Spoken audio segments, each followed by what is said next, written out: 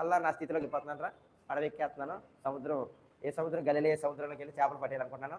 AC అలాగే వెళ్ళిపోయారు కదా, కాబట్టి నేను మరలా స్థితికి వెళ్ళిపోతున్నాను. ఎంత దౌర్భాగ్యమైన స్థితి అండి. తను అనుకున్నది జరగలేదని, తను ఊహించింది జరగలేదని, తను కోరుకున్నది నెరవేరలేదని, తను ఏదో ఆశించినది కాస్త తన జీవితంలోకి రాలేదని తొందరపడ్డగా ఉన్నాడు. ఎవరు?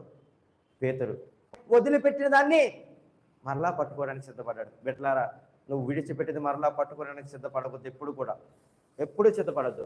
నువ్వు దేన్నైతే నీ జీవితంలో ప్రభు కొరకు ఇది నాకు అక్కరలేదని విడిచిపెట్టావో, లక్షణమో లేదా వస్తువో లేదా మనిషో ఏ వర ద్వారా అయితే పాపం నడుస్తుందో అది నాకు అక్కరలేదని విడిచిపెట్టిన నీవు ఏదో నీకు జరగలేదని దేవుని మీద నీవు కోపపడి మరలా దాని దగ్గరికి పోయేవాడిగా ఉండకూడదండి. ఒకవేళ పట్టుకుని లోకంలోకి వెళ్ళాలనుకున్నారనుకో, త్రీనాథ్ విడిచిపెట్టి లోకంలోకి పోదామనుకున్నారనుకో, అందులో కూడా నువ్వు ఫలాన్ని పొందలేవు.